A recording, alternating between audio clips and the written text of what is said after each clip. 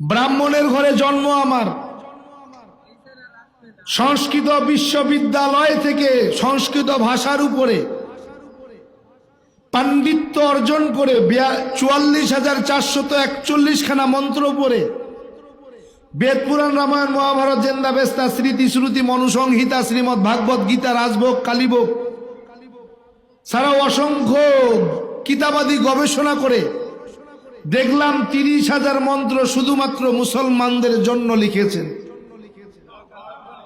এই 30,000 মন্ত্র কোরআনে কারিমের 30 পারাত 114টি সূরা 6,666 মতান্তরে 6,238 আয়াতের সঙ্গে হুবহু মিল আছে। কোরআনে কারিমের প্রত্যেকটি আয়াতের সঙ্গে কয়েক শত মন্ত্র পাঠ করে শোনানোর যোগ্যতা আল্লাহ দিয়েছেন। এমনি মুসলমান হই নাই।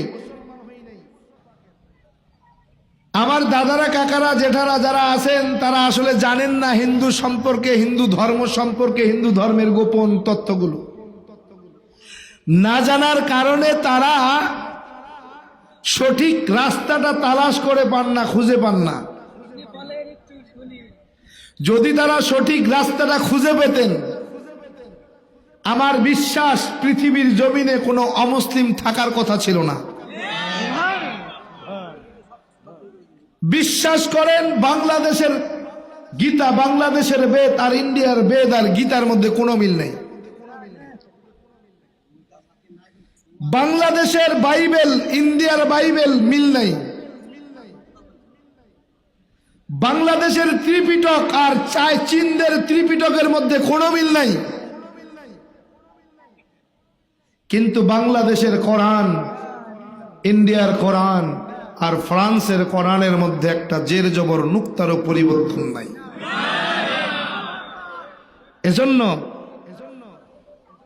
যেহেতু গবেষণা করেছি, গবেষণা করে যাচাই বাছাই করে দেখলাম পৃথিবীর জমিনে যদি কোনো সত্য ধর্ম থাকে সেটার নাম ইসলাম। ইসলাম ছাড়া আর কোনো সত্য ধর্ম দুনিয়ার জমিনে থাকতে পারে না।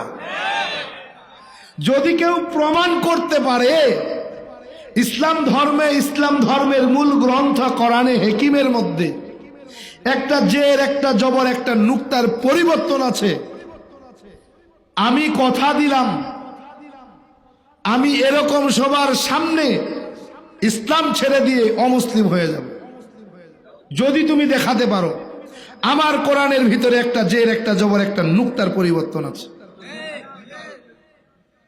পারবে? অতএব যেহেতু পারবেও না, আমার ইসলাম ছাড়াও লাগবে না।